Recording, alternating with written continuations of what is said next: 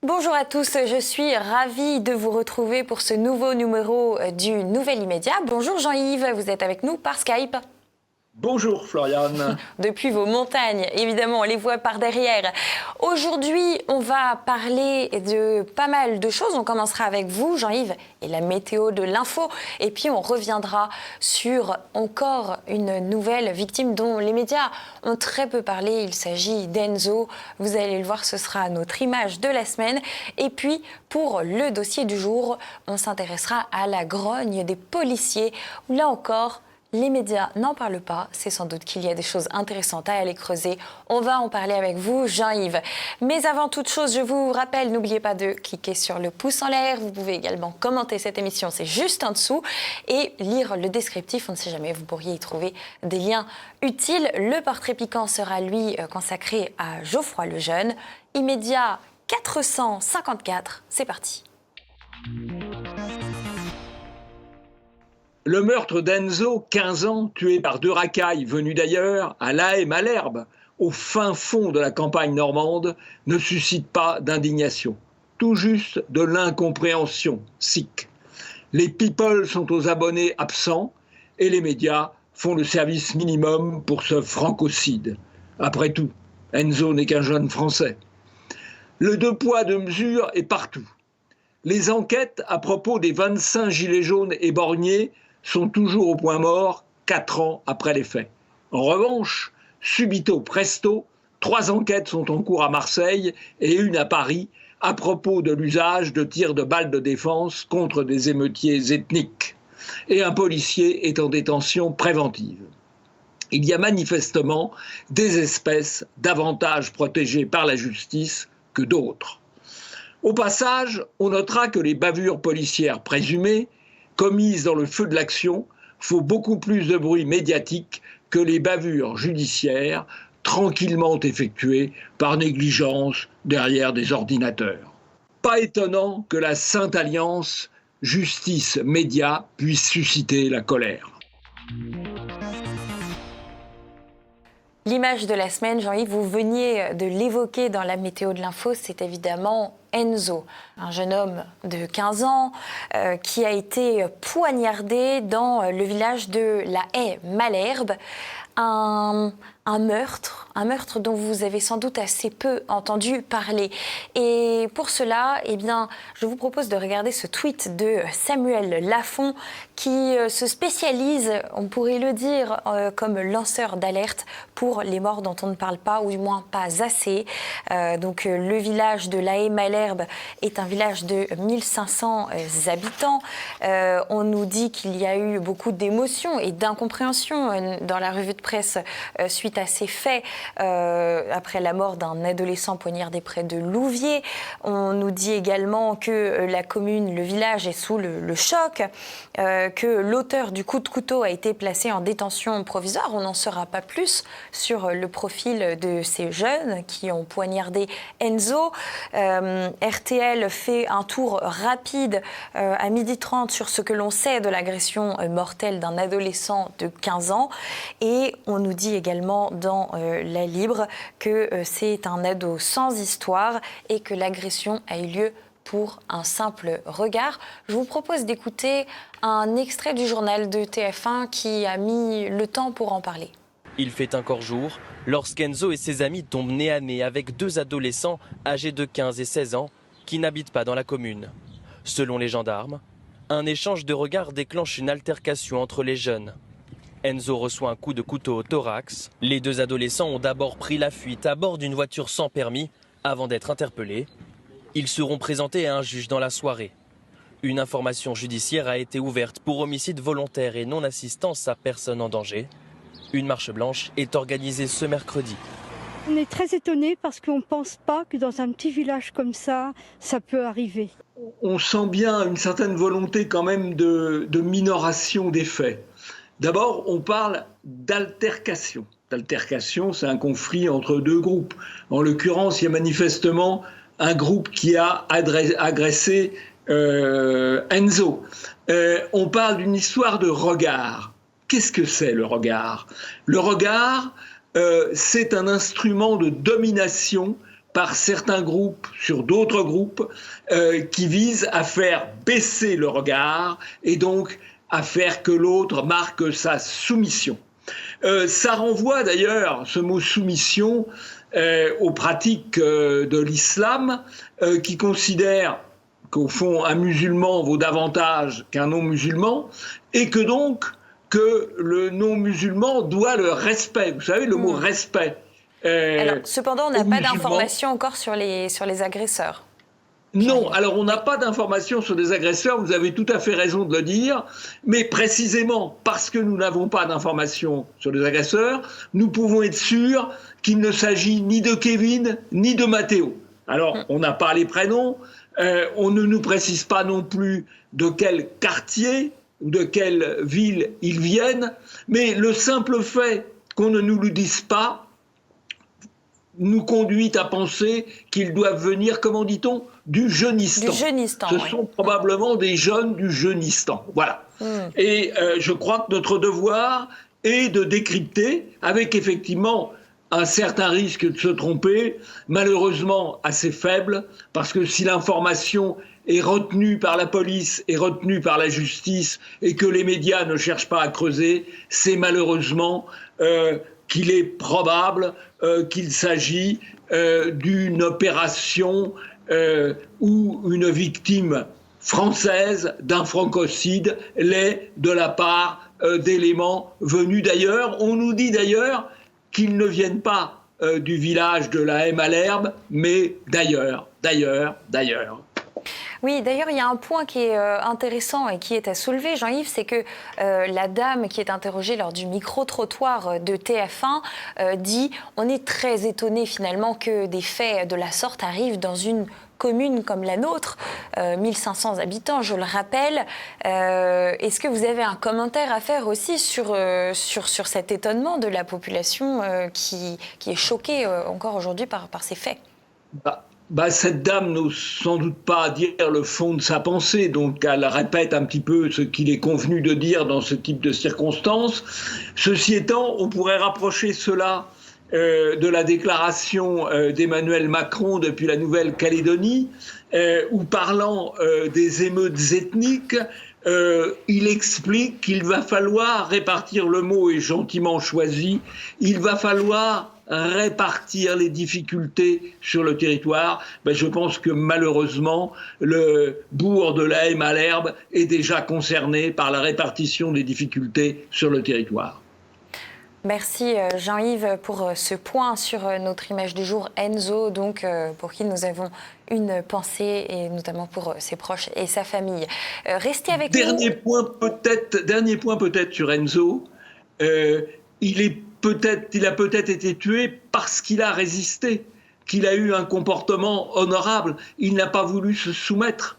Il se serait soumis, peut-être serait-il encore vivant aujourd'hui, mais à 15 ans, un garçon doit avoir encore un peu d'énergie et d'honneur sans doute, et c'est peut-être pour cela qu'il est mort. Honneur à lui. Honneur à lui. Restez avec nous, on passe désormais à notre dossier du jour.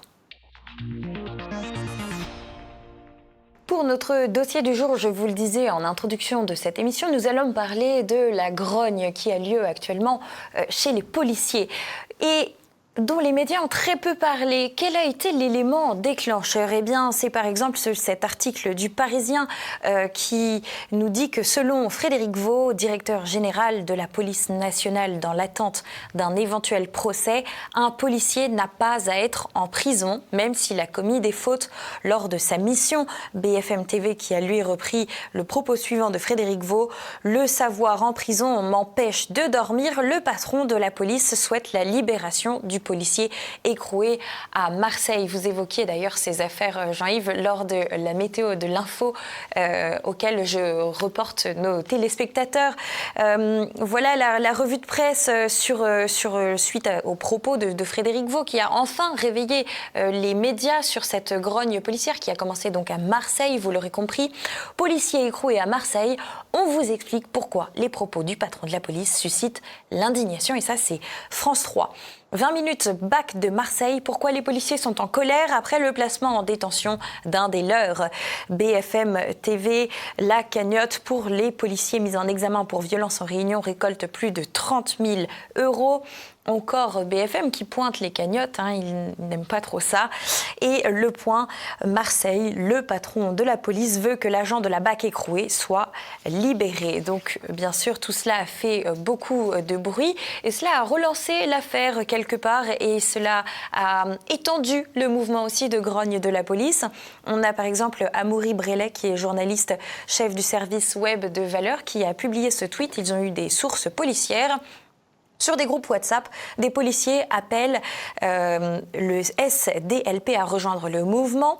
Les agents du service de la protection protègent notamment le président de la République, le Premier ministre, les membres du gouvernement, des hôtes étrangers et des personnalités menacés. Ils sont plus d'un tiers en congé annuel. Il suffit de pas grand-chose pour vite bousculer l'organisation.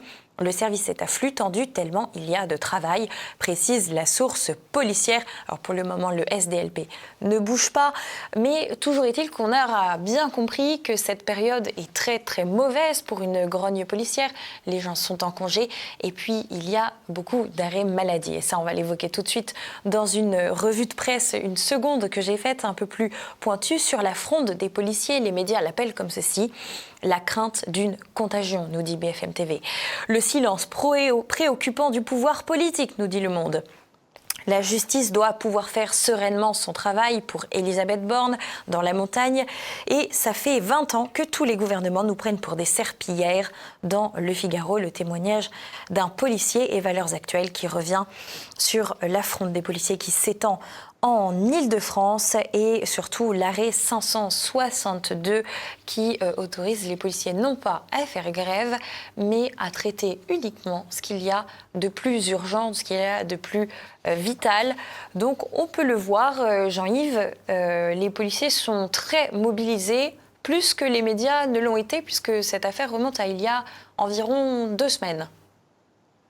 Oui, alors les médias ont fait preuve de beaucoup de prudence. Ils n'en ont pas parlé. L'affaire, on l'a apprise comme beaucoup de choses, d'abord sur les réseaux sociaux.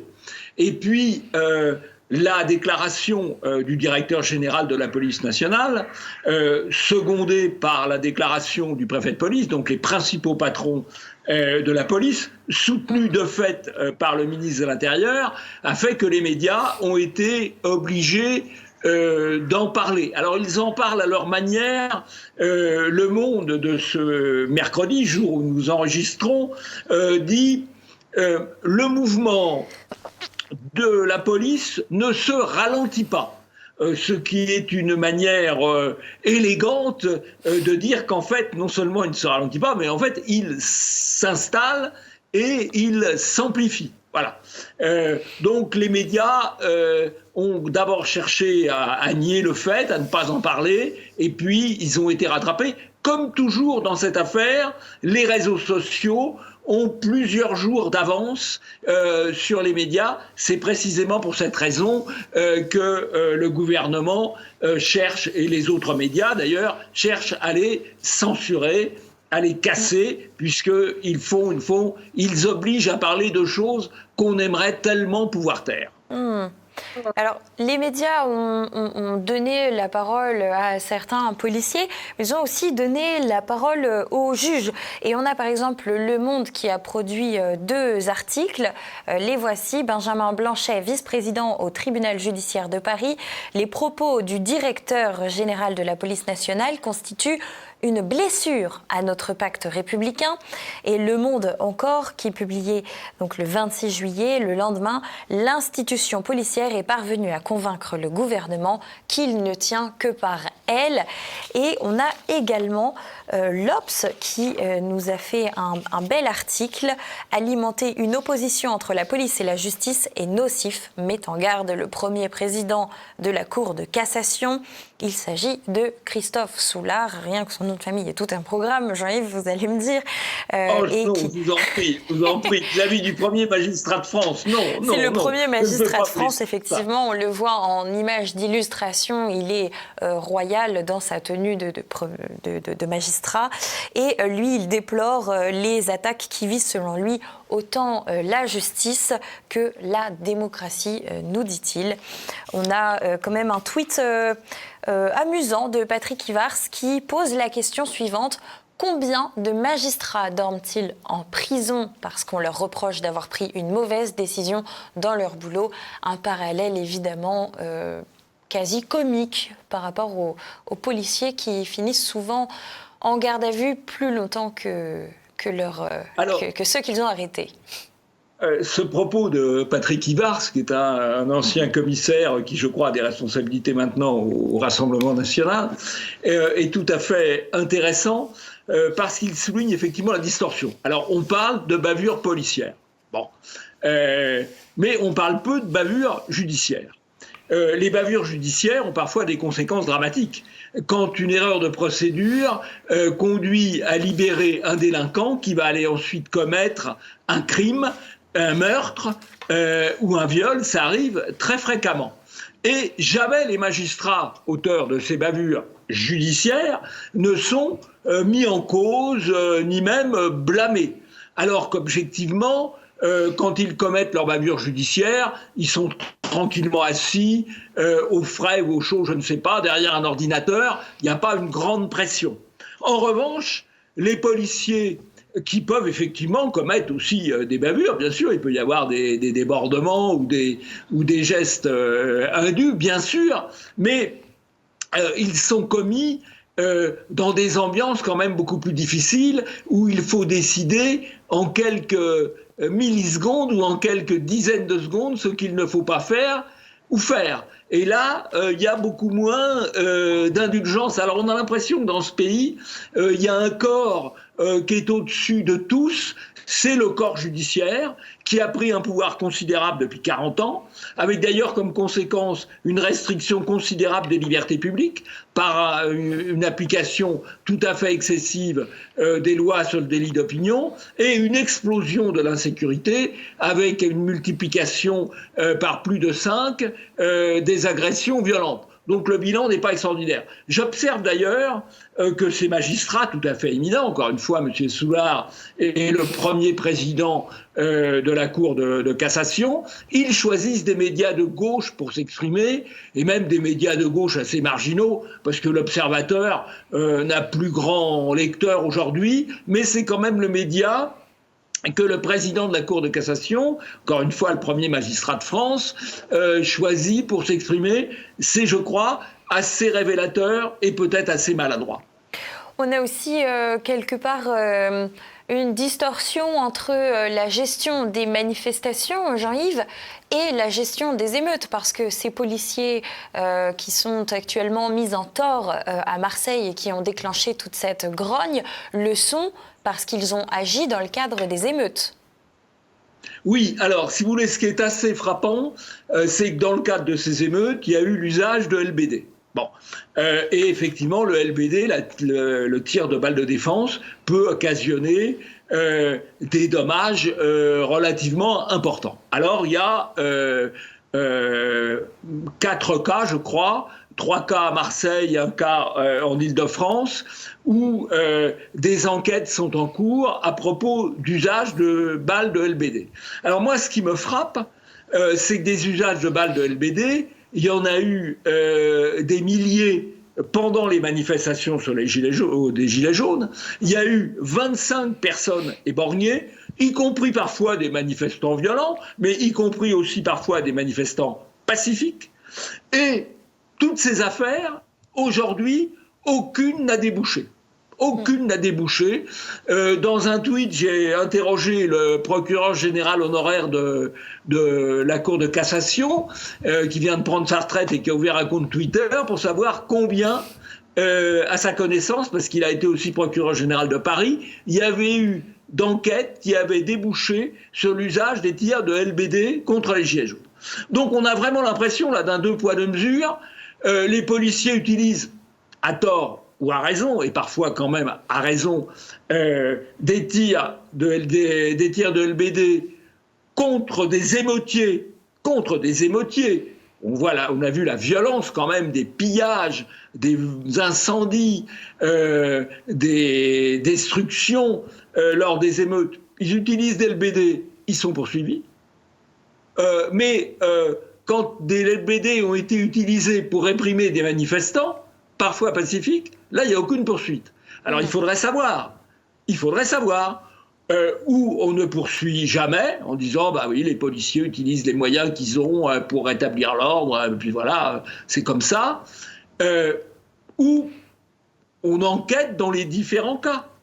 Je pense d'ailleurs personnellement que c'est plutôt la responsabilité de l'État et de la hiérarchie que du policier lui-même sur le terrain qui fait comme il peut et parfois comme on lui dit de faire. Mais en tout cas, j'aimerais, moi, que la magistrature, qui intervient beaucoup dans cette affaire, que la haute magistrature nous dise pourquoi il n'y a pas de poursuite qui débouche depuis 4 ans et depuis 5 ans pour les éborgnés gilets jaunes, et pourquoi, subito presto, tout de suite, immédiatement, on engage des poursuites pour l'usage de LBD contre des émeutiers, contre des pillards, et qu'on va même jusqu'à mettre un policier en détention préventive dans ce cas-là. Deux poids, deux mesures, ça n'est pas supportable.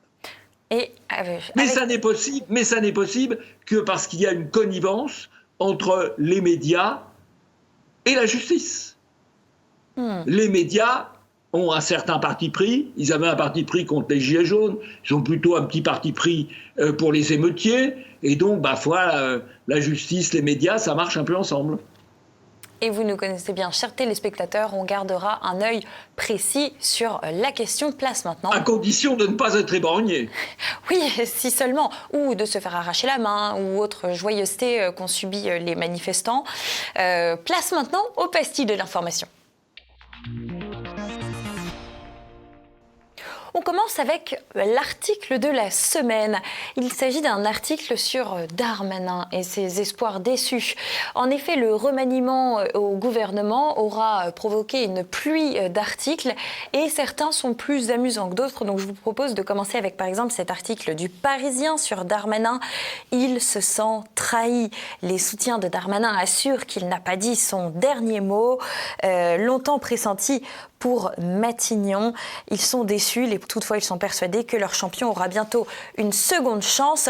En tout cas, ils sont très satisfaits malgré tout parce que Darmanin reste dans son ministère où son périmètre s'est élargi avec la co-tutelle du secrétariat d'État à la ville. On se demande si l'usage du terme champion n'est pas à double tranchant, voire même carrément ironique. Je vous propose maintenant de passer à un article où là on est dans l'adulation de Gabriel Attal qui vient d'être nommé à l'éducation. Et là on nous dit, toujours le Parisien, l'ascension d'un jeune prodige. À 34 ans, l'élu des Hauts-de-Seine a été nommé au poste de ministre de l'Éducation nationale en remplacement de Pape Ndiaye. À moins de 2 mois de la rentrée scolaire, sa feuille de route s'annonce chargée, nous dit-on.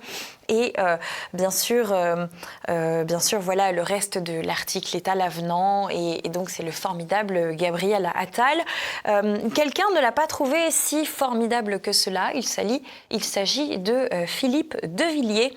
La nomination de Gabriel Attal pour remplacer Pape Ndiaye est la catastrophe de l'été. C'est le passage du woke au LGBT. Attal est un militant, un membre éminent du groupe Bilderberg, partisan de la rééducation nationale. Macron a rendu son devoir de vacances, changer de société. Et alors, bien sûr, là, il y a eu des réactions en cascade. Je vous propose, par exemple, ma copine Marine Tondelier d'Europe Écologie Les Verts. On a le droit de ne pas être macroniste, d'être homophobe. Par contre, non, lui a-t-elle répondu. Éric Coquerel, également sur Twitter, a tweeté ceci. Rance, homophobe, complotiste, l'attaque de De Villiers est le condensé de toutes les dérives actuelles. Qu'on se ressaisisse et qu'on comprenne d'où vient le réel danger pour la République. Jean-Yves, est-ce que vous avez un commentaire, une explication du pourquoi et du comment ce tweet de Philippe de Villiers? De quoi parle-t-il? Philippe de Villiers qualifie Attal d'LGBT. Bien. Et on dit, mais c'est très mal, c'est mettre en cause l'homosexualité d'Attal. Alors, je crois que c'est tout à fait injustifié comme raccourci, puisque Attal, précédemment, s'est exprimé dans Libération, avec des reprises dans Femmes actuelles, dans Tétu et j'en passe, sur son homosexualité. Bon, c'est sa vie privée, il aurait pu la garder pour lui, il a choisi de l'étaler. Oui, il avait été outé par Juan Branco à l'époque. C'est Juan Branco qui avait révélé sa relation. Bon. Mais bref, il l'a rendu public. Bon, ça c'est son problème.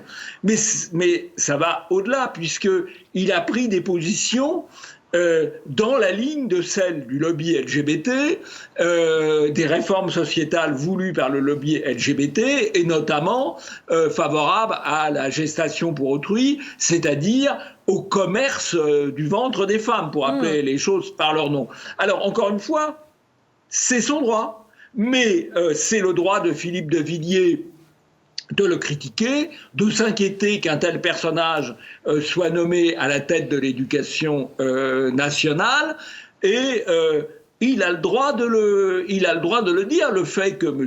Attal revendique son homosexualité ne doit pas lui servir de bouclier pour éviter toute critique. Il a le droit, mais les autres ont aussi le droit de le critiquer. Mais il y a dans ce domaine une telle pression médiatique que des gens comme M. Ciotti, le patron de LR, ou M. Bardella, le patron de RN, ont cru nécessaire de hurler avec les loups médiatiques et de critiquer Philippe de Villiers, qui, en l'occurrence, a fait preuve d'un certain courage en disant les choses finalement telles qu'elles doivent être dites, ou telles qu'elles peuvent être dites en tout cas. Oui, oui. Le propos très exact d'ailleurs de Gabriel Attal, c'est qu'il n'était pas contre une GPA éthique, comme si une GPA pouvait être éthique, si les mères porteuses étaient un jour autorisées en France. Bon, on peut voir la suite du raisonnement, c'est que quand on est dans ce genre de sphère du pouvoir, c'est quasiment un souhait en fait qui était mis ici. C'est une volonté politique, c'est faire avancer un projet qui au départ ulcérer les gens. Je rappelle qu'au moment de la manif pour tous, quand les partisans de la manif pour tous, donc au moment de la loi Taubira, il y a une dizaine d'années, disaient mais après il y aura la procréation médicale assistée pour toutes, notamment pour les couples de femmes, et après il y aura la GPA, on disait mais non, mais vous êtes des complotistes, il n'en est pas question, etc. Eh bien on y est aujourd'hui et on n'a même plus le droit de le critiquer, ou ça devient difficile de le critiquer. Place maintenant à Twitter. Twitter qui ne s'appelle plus Twitter, Twitter qui devient X. X, en effet, Elon Musk a décidé de changer le nom de sa plateforme. C'est environ 18 mois après son rachat qu'il a décidé donc de trancher pour X, un peu comme certaines de ses autres compagnies. Dimanche, il avait déjà mis x.com qui pointe vers Twitter. Le logo de Twitter a été remplacé. Adieu le petit oiseau bleu, maintenant place au X de Twitter. Il a changé sa photo de profil également sur son profil Twitter. Et voilà, le patron de SpaceX continue sa route. En tout cas, toujours est-il qu'on peut constater que dans cette grande confusion, cette grande surprise face à ce changement de nom, eh bien, les médias, eux, ont plutôt choisi leur camp. Ils ont choisi de critiquer Elon Musk. Notamment dans cette revue de presse, on peut le constater, BFM TV qui dit Elon Musk a tenté de retirer le logo de Twitter de son siège de San Francisco, mais la police s'en est mêlée. Alors, ce qu'il n'explique pas, c'est que la police s'est mêlée du retrait des lettres pour un problème de circulation et donc certainement pas pour interdire ce retrait même des lettres. Le Monde, le passage de Twitter à X, une stratégie ambitieuse mais incertaine, voilà un article un peu plus équilibré. La Croix qui propose envie de quitter Twitter rebaptisé X, voilà 5 alternatives au réseau social d'Elon Musk. Ils font bien sûr la pub pour Threads par exemple, le nouveau média qui copie Twitter et qui appartient à Facebook, je vous le mets dans le mille. Et BFM TV qui nous dit « Pas de bol, le nom X qui remplace Twitter a déjà été déposé par Facebook et Microsoft. Cela sera vraisemblablement, en tout cas, un nom provisoire parce qu'on imagine mal Elon Musk rester sur quelque chose qui ne lui appartient pas. Et 20 minutes carrément lui a titré un changement bâclé d'Elon Musk pour le choix de X, de Twitter métamorphosé en X. Voilà. Jean-Yves, qu'est-ce que vous pensez de cette décision et de cette revue de presse médiatique sur X? Il va falloir s'habituer désormais à l'appeler comme ça. Alors, je crois que la revue de presse est à charge, évidemment, comme tout ce que fait Musk est présenté à charge par les médias, il n'y a rien d'exceptionnel. On avait signalé la semaine dernière qu'il y avait eu une chute importante des revenus publicitaires, absolument pas liée à une perte d'audience, mais liée tout simplement au choix idéologique des grandes agences de publicité. Là, les médias sont sur la même logique. Je pense qu'il faut quand même noter l'article du Monde qui est un peu plus équilibré et qui cite assez longuement la directrice générale de Twitter ou de X, Madame Iaccarino, et qui montre qu'effectivement le projet est ambitieux parce qu'il s'agit, en partant de la plateforme, qui est une plateforme de microblogging, d'évoluer vers des prestations plus larges, audio, vidéo, voire monétaire. Et donc il y a, je crois, un projet ambitieux. Réussira-t-il ou non, je ne sais pas, mais c'est pas la première fois que Musk se heurte à l'hostilité médiatique, qui est assez logique puisqu'il défend la liberté d'expression, donc les médias n'aiment pas ça, c'est normal. Faut comprendre, faut les comprendre.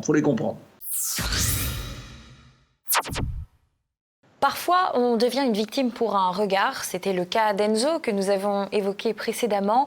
Et parfois, cela peut être aussi en raison d'une tenue inappropriée, jugée inappropriée, du moins. Voilà ce qui est arrivé à une jeune femme de 19 ans, en tout cas à Toulouse. Elle a été défigurée par un groupe de jeunes à grands coups de tessons de bouteilles et elle aura des cicatrices à vie. Il y a eu plus de 50 points de suture. Donc on nous dit des jeunes, là, c'est encore le jeunistan, Jean-Yves, on est en plein dedans.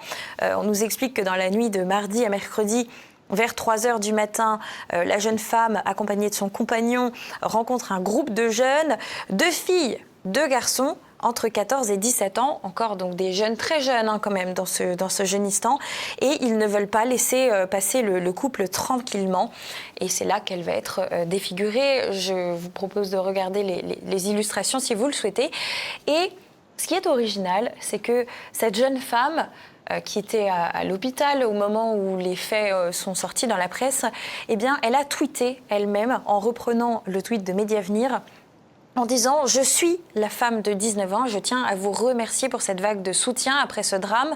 Je vous mets en commentaire les photos de mon corps. » Donc c'est elle-même qui a publié les photos pour se rendre compte un peu de la gravité des choses.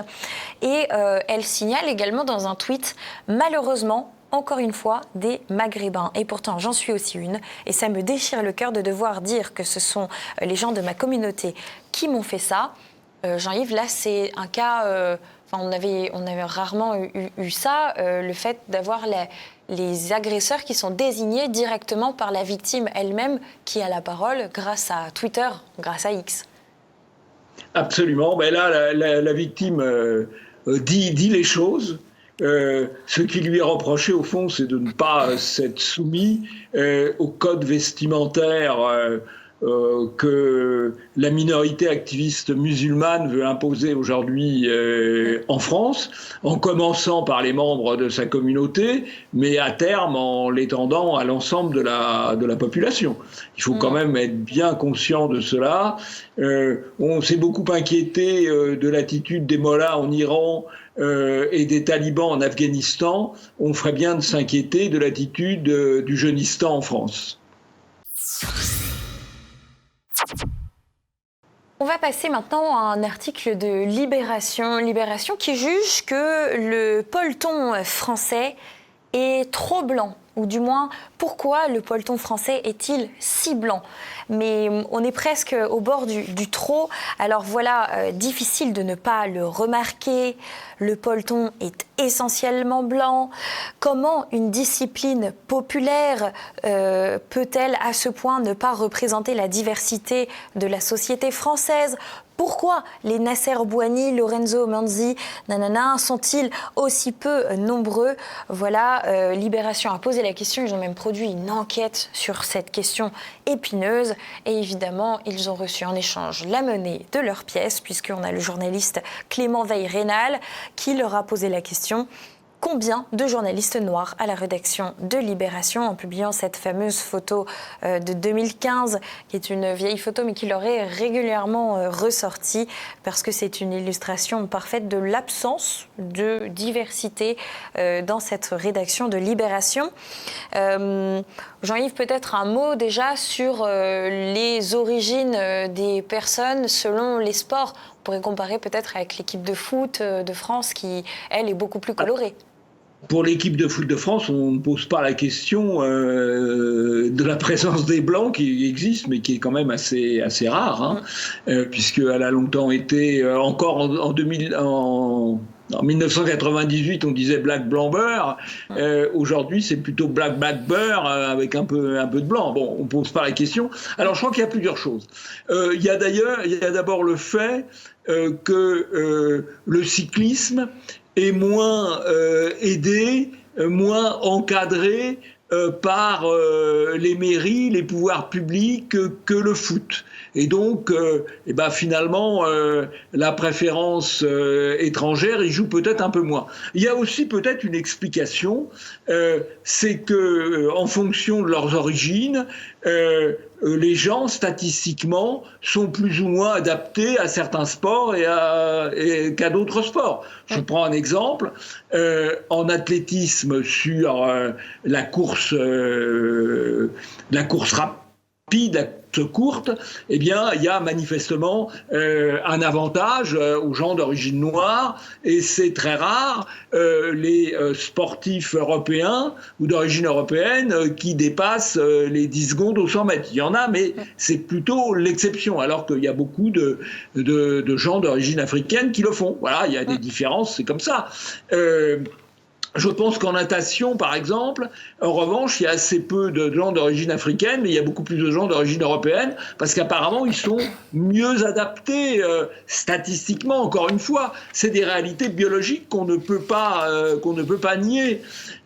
Et pour le cyclisme, il semble effectivement qu'il y ait plutôt un avantage pour les populations d'origine européenne, avec toutefois il y a eu un certain nombre d'années pas mal de coureurs d'origine indienne, sud-américaine, notamment colombienne ou péruvienne, parce que ils ont été sélectionnés par l'altitude et pour l'altitude, et donc il se trouvait être assez bon en montagne, de même que pour les grands trails en montagne, il y a beaucoup d'Européens, mais il y a aussi des Asiatiques, et il y a aussi, s'agissant de l'Afrique, des Éthiopiens ou des Kenyans, parce qu'ils ont été sélectionnés par l'altitude, en quelque sorte. Voilà, c'est des réalités biologiques qui existent aussi et dont on devrait pouvoir parler de manière tout à fait tranquille. sont des concurrents pour vous, Jean, et vous êtes en train de nous expliquer. En tout cas, dans Libération, quand même, il y a plusieurs années... En montagne, les Sherpas, cette fois de l'Himalaya, ont un avantage absolu parce qu'ils ont une grande aptitude à l'altitude, oui, absolument. Oui. C'est bien certain, et ils meurent moins que les Européens sur place, en tout cas, qui font la queue de façon fort triste, d'ailleurs, pour escalader ce sommet qui est devenu touristique. On a Libération, quand même, qui a produit plusieurs fois des articles questionnant le fait que la rédaction de Libé était blanche. En 2018, ils avaient fait un article et puis en 2020, ils ont réitéré l'expérience avec notamment le témoignage d'une de leurs journalistes de couleur qu'ils ont décidé de mettre en avant à cette occasion. Je vous propose d'écouter et Jean-Yves, après, je vous laisse réagir. La rédaction de Libé est-elle blanche ? En fait, c'était une question qui nous avait été posée en réaction à la publication d'une photo de 2015 d'une partie de la rédaction où l'on voit que presque tous les journalistes de Libé sont blancs. On pouvait lire dans cet article que les personnes perçues comme non blanches représentaient moins de 10% de la rédaction à l'époque. Aujourd'hui, sur le sujet plus spécifique des journalistes noirs, nous avons comptabilisé 3 personnes concernées à Libération sur plus de 150 journalistes. Bala Fofana, qui travaille au web, Sandra Onana au service culture et moi-même. Donc la question de l'homogénéité de la rédaction se pose toujours autant en 2020. Les journaux sont peuplés d'hommes blancs de gauche qui vont devoir apprendre à laisser la place, soit à des femmes, soit à des non-blancs, soit à des gens de droite. Par exemple, au journal du dimanche, il va falloir qu'ils apprennent à faire la place. Voilà, c'est comme ça.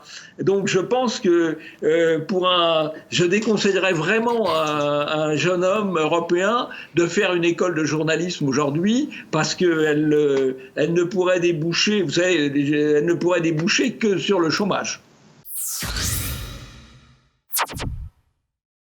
Jean-Yves, pour cette pastille, je vous propose d'écouter Julien Pin qui nous a fait en quelque sorte un mea culpa pour son traitement de l'information pendant une période. On l'écoute tout de suite. Quand la pandémie est arrivée, à titre personnel, je regrette la façon dont je l'ai traitée parce que j'ai attendu des scientifiques des réponses certaines alors qu'ils n'en avaient pas. Et je pense que j'ai poussé à ça. Et ça, je le regrette. Et je pense que c'était une façon aussi honnêtement de prendre les gens pour des cons. C'est-à-dire qu'en gros, le gouvernement nous disait, les gens sont pas capables d'accepter cette incertitude parce qu'ils vont paniquer, ils vont se mettre à courir comme des poulets sans tête de partout. Donc on va leur dire, même si on n'est pas sûr, on est obligé de leur dire des choses pour les rassurer. Et l'impression que les Français doivent absolument être rassurés avec des choses certaines et qui sont trop bêtes pour comprendre qu'on ne sait pas tout, je pense que c'est ça qu'il ne faut pas reproduire comme erreur. C'est intéressant cette déclaration de Julien Pin, parce qu'au fond, c'est le seul fact-checker qui reconnaît j'ai trompé les gens. Voilà. Je leur ai dit qu'il y avait des certitudes et qu'il n'y avait pas de certitudes. Et évidemment, en matière scientifique, il n'y a jamais de certitude. Il y a des probabilités révisables. Il y a des certitudes révisables. Il n'y a pas de certitude absolue. Et quand on dit les scientifiques disent que, eh bien, on ment. Parce qu'il y a effectivement peut-être un certain nombre de scientifiques qui défendent un point de vue, mais qui est controversé par d'autres. Et je dois dire qu'on est en train de vivre aujourd'hui, avec l'affaire du climat, la même chose qu'avec le Covid. On nous dit les scientifiques pensent que... mais non, les scientifiques, ils ont des opinions partagées là-dessus. Pas forcément sur le fait qu'il y ait ou non un réchauffement, qui remonte en ce qui concerne l'Europe à 1830, donc après 2 siècles maintenant, mais par le fait que l'origine serait ou non anthropique. Il y a certains scientifiques, effectivement, certains climatologues qui expliquent que c'est anthropique, mais il y en a d'autres qui expliquent que c'est lié au contraire au cycle du Soleil ou à la vulcanologie ou à beaucoup d'autres éléments. Et il y a notamment 3 prix Nobel de physique qui ne croient pas les thèses officielles sur le sujet. Donc il n'y a pas de consensus non plus sur ce sujet-là. On aimerait que les fact-checkers prennent un minimum les leçons de l'expérience pas si ancienne du Covid, puisque ça ne fait jamais que remonter à 2 ans. Et vous savez qu'en matière de désinformation, le fait qu'une désinformation d'hier soit démasquée n'interdit pas la désinformation d'aujourd'hui sur un autre sujet. Absolument. Et Jean-Yves, d'ailleurs, vous aviez un coup de chapeau à transmettre aux téléspectateurs. Il s'agit, à propos du climat, d'un article de Polémia dont je mets le lien aux téléspectateurs juste en dessous de la vidéo pour qu'ils puissent aller le consulter. Il s'intitule de la façon suivante « Vers un délit de climato-sceptisme ». Absolument, puisqu'il y a une proposition de loi qui vise à encadrer l'émission. Il y a une proposition de loi en cours de préparation qui vise à encadrer les propos qui peuvent être émis pour parler de la situation du climat. Donc on est vraiment dans l'encadrement idéologique de la liberté d'expression. Très bel article qui va au fond des choses, donc je le recommande vivement. Geoffroy Lejeune va arriver le 1er août à la tête de la rédaction en grève du JDD depuis 5 semaines maintenant. Geoffroy Lejeune a également fait des commentaires sur l'extrême droite. Je vous propose d'écouter son propos qui est fort intéressant. On va faire la liste des gens d'extrême droite dans ce pays, dans le débat public régulièrement, etc. Allons-y, CNews. La semaine dernière, Europe 1. Éric Ciotti, Marine Le Pen évidemment, Éric Zemmour, Emmanuel Macron. En 2018, le journal l'Obs dit qu'il est d'extrême droite à cause de sa politique migratoire. Je ne sache pas qu'il ait fait quoi que ce soit pour empêcher l'immigration, mais quand même il est d'extrême droite. Quelques ministres d'Emmanuel Macron, Darmanin, etc. Ici sur ce plateau, globalement, on peut tous dire qu'on a déjà été qualifié d'extrême droite. Donc ça veut dire que aujourd'hui, extrême droite dans le débat public, ça veut dire quelqu'un qui n'est pas d'accord avec Jean-Luc Mélenchon ou avec Pape Ndiaye. Ça ne veut donc plus rien dire en réalité. Oui, au fond, ce que nous dit Geoffroy Lejeune, c'est que si à 40 ans, tu n'as pas été traité d'extrême droite, c'est que tu n'as rien dit, quoi. C'est ça, hein, c'est un peu ça. Ou que tu as raté ta vie, ouais. Tu as raté ta vie, oui, c'est ça. Oui.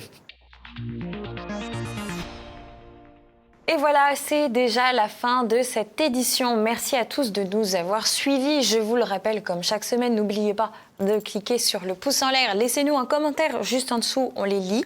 C'est le dernier numéro de la semaine. Et avant de se quitter, Jean-Yves, avant de dire au revoir aux téléspectateurs, il faut également qu'on leur précise que c'est le dernier numéro de la saison et qu'on se retrouve fin août. Et qu'il y a le portrait piquant, naturellement. Le portrait piquant sur Geoffroy Lejeune. Absolument, pour en savoir plus sur ce journaliste qui va reprendre la tête du JDD. Merci à tous de nous avoir suivis. Place au portrait piquant. À très bientôt sur TVL. Aujourd'hui, nous présentons celui dont tout le monde parle. Geoffroy Lejeune, le Rastignac de la droite. Né en 1988 à Avignon, après des études de droit, il est diplômé de l'École supérieure du journalisme de Paris en 2011. Il découvre la politique comme attaché parlementaire pour un député UMP.